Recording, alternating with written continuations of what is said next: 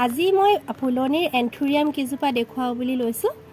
মোৰ ফুলনিত দুজোপামান এন্থুৰিয়াম ফুলি আছে, সেই কিজোপাকে আপোনালোকক দেখুৱাও। এন্থুৰিয়াম এবিধ অতি সুন্দৰ ফুল আৰু ইয়াৰ যেটো পৰিয়াল বিৰাট ডাঙৰ। ইয়াৰ 1000টা প্ৰজাতি আছে। তাৰে ভিতৰতে মানুহৰ আটাইতকৈ সংগ্ৰহত এই জাতীয় এন্থুৰিয়ামবিলাক থাকে। এইটো ডাঙৰ যেটো ফুলটোৰ আকাৰটো এইটো ডাঙৰ হয়। প্ৰত্যেক প্ৰজাতিৰ নামবিলাক বেলেগ বেলেগ। এই প্ৰজাতিটোৰ ফুলটো ডাঙৰ হয়। এই পাতেই ইয়াৰ আকৌ ফুল, মানে পাতৰ দৰে ফুলবিধ, তাৰে সৌন্দৰ্য। আৰু এই প্ৰজাতিটো অলপমান সৰু হয়। এই প্ৰজাতিটো অলপমান সৰু হয় আৰু তাতকৈ বেলেগ আকৌ এইবিলাকৰ এতিয়া এইটো মোৰ ফুলি থকা নাই, এইটো অলপ ভায়োলেট বেঙুনীয়া ধৰণৰ ফুলে। এইটো এটা বেলেগ প্ৰজাতি। সেইদৰে মানুহৰ সংগ্ৰহত বহুত এন্থুৰিয়াম থাকে, কিন্তু এইকেইটা মই যিকেইটা দেখুৱাইছোঁ সেইকেইটা জনপ্ৰিয় এন্থুৰিয়াম। এয়া চাওকচোন, এই বস্তুটো কি হৈছে, ফুলি গ'ল আৰু এতিয়া মৰহি গৈছে। আমি তেতিয়া ইয়াক কি কৰিব লাগিব, এইখিনিতে কাটি পেলাই চাফা কৰি দিব লাগিব। এইডাল মই আঁতৰাই পেলাই দিম। আৰু এন্থুৰিয়ামৰ পুলি সদায় তাৰ গুৰিৰ পৰা হয়। এইটো এন্থুৰিয়ামৰ পুলি, এইটো সেই পুলিটোৰ পৰাও দুপাহ ফুল ফুলিছে। আৰু আমি ইচ্ছা কৰিলে এই পুলিটো ইয়াৰ পৰা উঘালি পেলাই বেলেগত ৰুই দিলে এজোপা বেলেগ মানে এন্থুৰিয়াম হ'ব। আৰু আপোনালোকে এটা কথা মন কৰক, আমি যদি এইখিনিতে কাটি এইখিনিতে গাঁঠিটো ৰাখিব দেই, এইখিনিতে কাটি পেলাই আমি বেলেগ এঠাইত এজোপা ৰুই দিওঁ, এজোপা বেলেগ হ'ব আৰু এই গাঁঠিটোৰ তলৰ পৰা পাত মেলি পেলাই এই মূল গছজোপাও থাকি যাব। তেনেকৈ যদি এন্থুৰিয়াম বেয়া হোৱা যেন দেখোঁ, আমি তেতিয়া এইটো কাটি পেলাই বেলেগকৈ ৰুই দিব পাৰোঁ। এইবিলাক চাফা কৰি থাকিব, কিয়নো আজিকালি মানে মিলিবাগৰ প্ৰকোপটো ইমান বাঢ়িছে। এনেকৈ যদি অলপ লেতেৰা চেতেৰা পায়, তেতিয়া পৰুৱাই আহি পেলাই বাঁহ সাজে আৰু মিলিবাগ মেলি দিয়ে। সেইকাৰণে যিকোনো ফুলতে মেলে, আজিকালি নিৰ্দিষ্ট নহয় জবাতেই হ'ব বুলি, আজিকালি এইবিলাক ফুলতো মেলে। তাৰপিছতে এজোপাও ঠিক একেদৰে এতিয়া ফুল ফুলি আছে আৰু এইবিলাক নতুন পাতো মেলিছে। এটা কথা মন কৰিব, এন্থুৰিয়ামৰ সদায় শিপাটো একেবাৰে এই মাটিৰ পৰা একেবাৰে এই আগটোলৈকে পুতি দিব নালাগে। ই কেনেকৈ বাঢ়িছে দেখিছেনে? মানে শিপাখিনি অলপমান মাটিৰ ওপৰত থাকিলে মানে তাৰ গ্ৰথটো ভাল হয়। এইটো চাওকচোন, এই শিপাবিলাকে এই ইটাৰ টুকুৰাবোৰ ধৰি লৈছে। আৰু এইবিলাক স্পেচ, এইবিলাক যি জীয়া আছে তাতে যদি পুলি গজিব। আৰু ইয়াৰ পৰা মই পুলি গজিছিলে, বেলেগত ৰুলোঁ, সেইকাৰণে বৰ্তমান ইয়াত পুলি বেলেগকৈ নাই।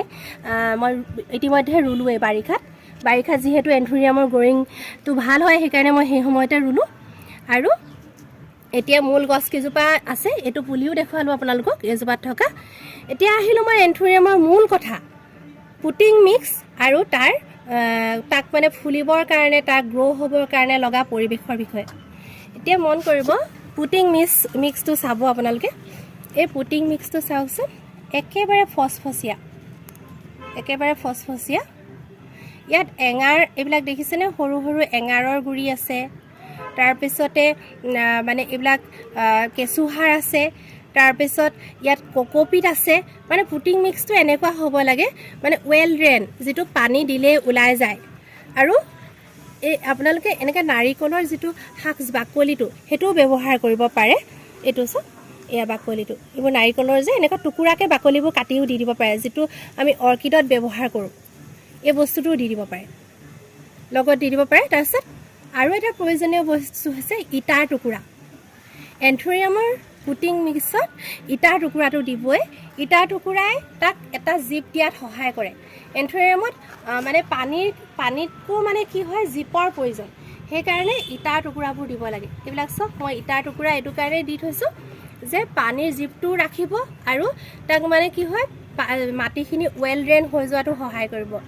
এন্থুৰিয়ামত মানে এঙাৰ ইটাৰ টুকুৰা মই কৈ গৈছোঁ আপোনালোকে মনত ৰাখিব এইকেইটা কথা এঙাৰ ইটাৰ টুকুৰা আৰু কোকোপিট তাৰপিছতহে মানে কেঁচুসাৰ বা গোবৰ সাৰ মিক্স কৰিব আৰু ইয়াত মাটি নিদিলেও চলে মই মাটি নিদিওঁ ইয়াত তেনেকৈ মানে কৰোঁ মাটি দিবলৈ তাৰমানে বাকীখিনি বস্তু যিহেতু দিওঁ সেইকাৰণে মাটি নিদিলেও হয় তাৰপিছতে এন্থুৰিয়ামৰ পৰিৱেশ এতিয়া মূল কথা আহিলে আমি যেনিবা এন্থুৰিয়াম এজোপা ৰুলোঁ তাৰপিছত আমি কেনেকুৱা পৰিৱেশত তাক ৰাখিম এন্থুৰিয়ামে ডাইৰেক্ট ছানলাইট সহ্য কৰিব নোৱাৰে কিন্তু পোহৰত থাকে সেইকাৰণে আপোনালোকে মন কৰিবচোন নাৰ্চাৰীবোৰত এন্থুৰিয়াম সদায় শ্বেড হাউচত থাকে এডৰা এডৰাকৈ কৰি থয় তাৰ পৰাই পুলিটো উঘালি পেলাই আমাক বনাই বিক্ৰী কৰে অৰ্থাৎ শ্বেড হাউচৰ নিচিনা পৰিৱেশত মানে এন্থুৰিয়াম ভাল হয় যদি কাৰোবাৰ শ্বেড হাউচ নাথাকে তেতিয়াহ'লে এনেকুৱা ভাল প্ৰাকৃতিক পৰিৱেশ থকা ছাঁত থ'লেও এন্থুৰিয়াম হ'ব এই যে পিছফালৰ আমাৰ পিৰালিৰ মানে আমাৰ যিবিলাক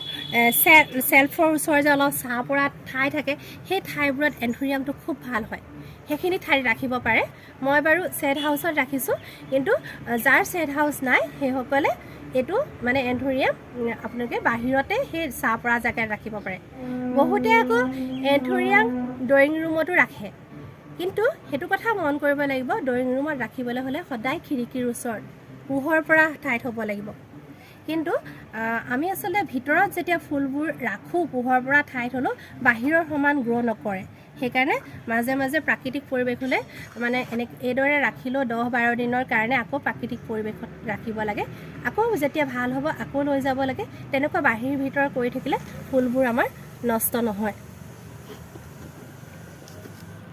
আপোনালোকক মই এন্থুৰিয়ামৰ এই বিষয়ে অকণমান ক'লোঁ আৰু পানীটো সেই ঠিক তেনেকৈ স্প্ৰে কৰি থাকিব মানে খুব বেছিকৈ একদম বহুত বেছি দিও দিব নালাগে পানী ৱেল ড্ৰেইন যিহেতু পানীটো দিলে ওলাই যাব তথাপি বহুত বেছি পানী নিদিব আৰু এইদৰে কৰি চাব এন্থুৰিয়াম নুফুলাৰ কথাই নাই আৰু মাজে মাজে মানে কি হ'ব এইবিলাক কণীৰ বাকলি বা পিঁয়াজৰ বাকলিৰ পানী তিওৱা এইবিলাকো দি থাকিব সুন্দৰভাৱে হ'ব ধন্যবাদ